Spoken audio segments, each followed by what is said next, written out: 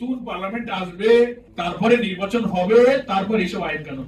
এই কথা যারা বলেন সেখানে শুভঙ্করের ফাঁকি আছে। জাতির বিদ্যমান রাজনৈতিক পরিস্থিতির সবচেয়ে গুরুত্বপূর্ণ আলোচিত বিষয় পিআর পদ্ধতিতে নির্বাচন এবং জুলাই সনদের আইনগত ভিত্তির উপরে গোলটেবিল বৈঠকের নিরপেক্ষ, গ্রহণযোগ্য, যেটাকে ক্রেডিবল বলা হয়, ফ্রি ফেয়ার বলা হয়, সেই নির্বাচন হবে কিনা, এক সাগর রক্তের বিনিময়ে অর্জিত নতুন বাংলাদেশের, নতুন গণতন্ত্রের নতুন ডাইমেনশনে যখন জাতি যাত্রা শুরু করবে, সেই নির্বাচনের প্রতীক্ষায় যখন মানুষ অধীর আগ্রহে অপেক্ষা করছে, তখন একটি সংশয়, একটা অস্বস্তি জাতির মধ্যে নতুন করে শুরু হয়েছে যে বিষয়গুলো নিয়ে।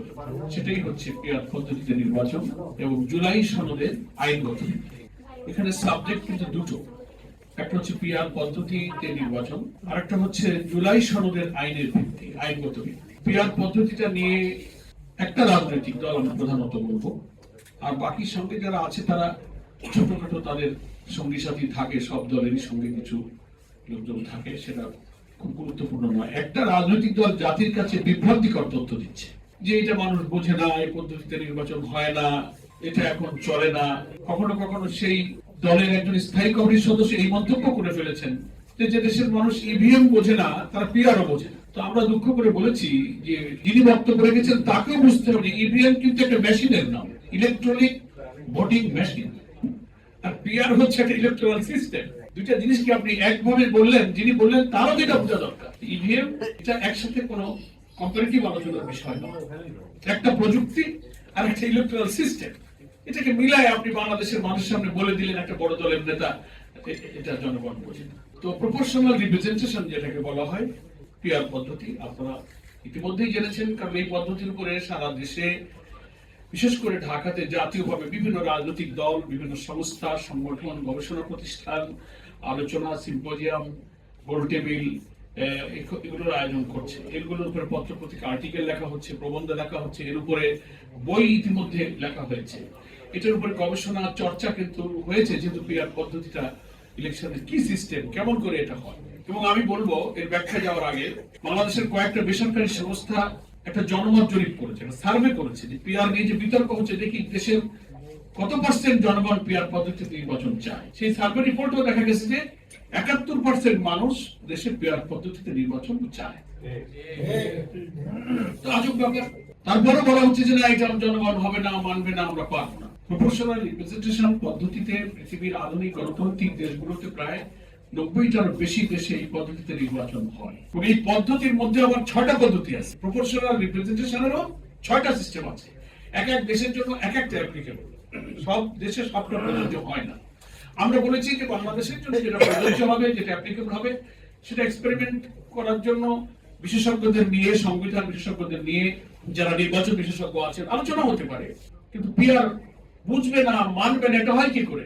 কেয়ারটেকারও একসময় জাতি বুঝতো না। একটা দল বলতো যে কেয়ারটেকারে আবার কি, নির্দলীয় নিরপেক্ষ, পাগল আর শিশু ছাড়া কেউ নিরপেক্ষ হয় না। এসব বক্তৃতা হয়েছে না এসেছে, যাদের একটু বয়স বেশি, সেই সময় আন্দোলনের কথা।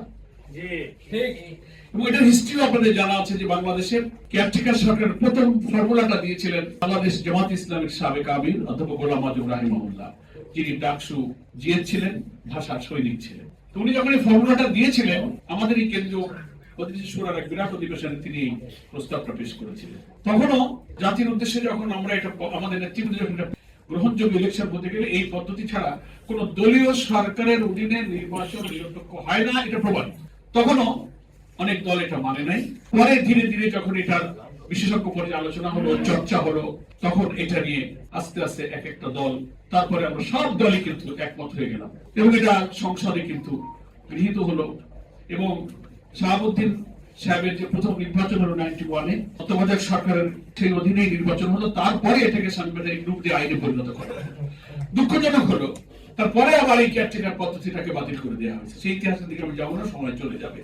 যারা দেখলো যে নির্বাচন নিরপেক্ষ হলে নিজেরা ক্ষমতায় ইচ্ছা মতো আসা যায় না, নাতে বাক্স ভর্তি করা যায় না, বাক্স নিয়ে দৌড় মারা যায় না, নানান রকম সমস্যা আছে, তো এটা আমাদের অতিরিক্ত।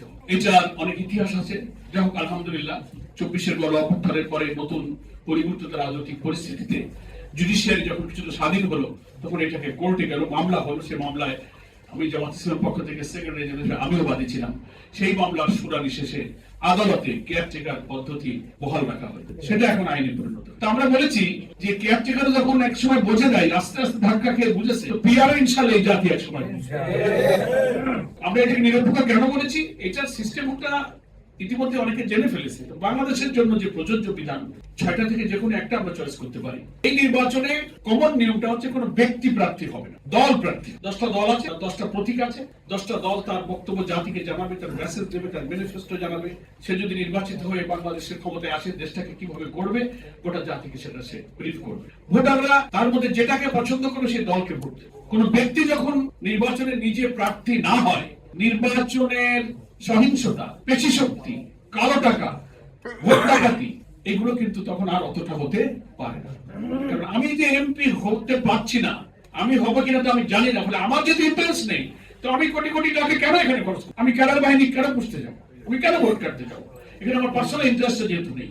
হ্যাঁ, দলের জন্য প্রচার অভিযান হবে, ইলেকশন কমিশন যদি নিউট্রাল হয়, ইলেকশন প্রক্রিয়াটা সিস্টেমটা যদি ফেয়ার হয়, যেমন আমরা এবার নির্বাচন ব্যবস্থার সংস্কারে রাজনৈতিক দলগুলো নানান সংস্কার প্রস্তাব দিয়েছি, সেখানে নির্বাচন কমিশনের উদ্যোগে, সরকারের উদ্যোগে কমন প্রজেকশন মিটিং হবে, নির্বাচনে কিছু আচরণ বিধি হবে, একটা ডিসিপ্লিনের মধ্যে ইলেকশন হবে এবং প্রত্যেক দলের পক্ষে জনগণ ভোট দেবে, ভোটাররা। ভোট শেষে ভোট গণনা বলে কোন দল কত পার্সেন্ট ভোট পেল, টোটাল কাস্টিং ভোটের কত পার্সেন্ট ভোট কোন দল পেল, ক দল এত পেল, খ এত পেল, গ এত পেল, এত পেল, এত পার্সেন্ট ভোট গণনার পরে according to ratio of percentage, বাংলাদেশে 300 আসনের পার্লামেন্টে ওই সিটগুলো ওই পার্সেন্টেজ অনুযায়ী দলের মধ্যে ভাগ করা হবে। ঠিক আছে, আপনি এত পার্সেন্ট ভোট পেয়েছেন, 300 আসনের মধ্যে এত পার্সেন্ট অনুযায়ী, তাহলে আপনি এতটা আসন পাবেন। এতে হয় কি, প্রত্যেকটি ভোটারের ভোটের মূল্যায়ন। দেখেন, আমরা যখন ছোটবেলায় দেখছি ভোট হতো, ভোটাররা ভোট দিয়ে আসলে যে প্রার্থী হেরে যেত তার ভোটটা হয়তো কাজে লাগে নাই। দেখা গেল যে সে 5 ভোটে হেরে গেছে, 20 ভোটে হেরে গেছে, 100 ভোটে হেরে গেছে, বাড়ি এসে বলতে যে আমার ভোট পৌঁছে গেছে, ভোটটা পৌঁছে গেছে, তারপর ভোট কাজে লাগে। এখনো পার্লামেন্টে যে ইলেকশন সিস্টেম আছে, 1.5 লাখ ভোট পেয়ে আমি জিতে গেলাম, আরেকটা আমার প্রতিদ্বন্দ্বী 1,49,000 পেল, সে লোকটা হেরে গেল। তাহলে এই 1,49,000 ভোটারের ভোটের কোনো মূল্য হলো না। আমি কথাটা বুঝাতে পারছি কিনা আপনাদের? এই ভোটার গুলোর মূল্যায়ন পিআর পদ্ধতিতে, কারণ প্রত্যেকটি ভোট অনুকূলে গিয়েছে, ব্যক্তির অনুকূলে যায়নি এবং গণনা হয়েছে শতকরা হারে তার। তাহলে যদি কেউ 1% ভোটও পায়, 300 আসনের মধ্যে যদি টোটাল কাস্টিং ভোটের 1% ভোট যদি সে পায়, তাহলে সে 3টা আসন পাবে। কথাটা বুঝতে পেরেছেন কিনা? 1% ভোট যদি কোনো একটা দল পায় টোটাল ভোটের, তাহলে সে 300-র মধ্যে 1% কত হয়? 3টা পাবে। এবং তাদের সুবিধা হচ্ছে যে মনোনয়ন বাণিজ্য হয় না। আমার মনোনয়ন দেন, আমি 5 কোটি দিয়ে দেবো। সব দোকান খুলে বসে থাকে দোকানদারের মতো, যাও সিট বিক্রি হবে, টাকা কে কত দিবা। টেন্ডার হয় না, নিলামে ওঠে না, ডাক নিলাম হইতে হইতে হাইয়েস্ট পায় তারা দিয়ে দেয়, কিন্তু টাকা কিন্তু দলের নেতার পকেট। এই পিআর পদ্ধতিতে যেহেতু ব্যক্তির ইন্টারেস্ট থাকে না, সেটা মনোনয়ন বাণিজ্য হয় না, সন্ত্রাস, সহিংসতা, কালো টাকা, পেশি শক্তির প্রভাব থাকে না, প্রত্যেকটি ভোটারের কিন্তু যথাযথ মূল্যায়ন হয়। সবচেয়ে বড় লাভ হলো এই পিআর পদ্ধতি। পার্লামেন্টে হয় একটা কোয়ালিটি পার্লামেন্ট, একটা রিচ পার্লামেন্ট। কারণ যখন আপনি দেখবেন যে একটা দল হয়তো 50টা সিট পেয়ে গেল, তার ভোটের রেশিও অনুযায়ী সে 50টা আসন পেয়ে গেল, তখন ইলেকশন কমিশনকে প্রত্যেকটি দল তার এমপিদের তালিকা সে দিয়ে দেবে।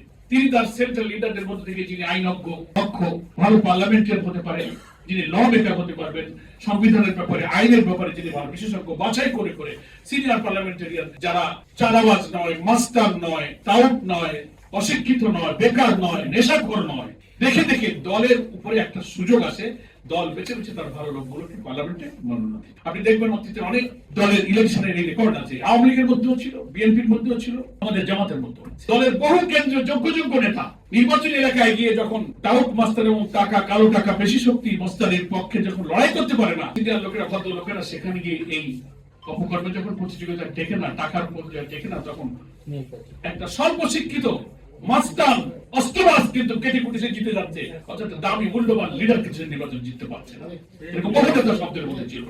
এই ক্রাইসিসটা কিন্তু পিআর পদ্ধতি দেয়া, কারণ দল উইল নমিনেট দেয়ার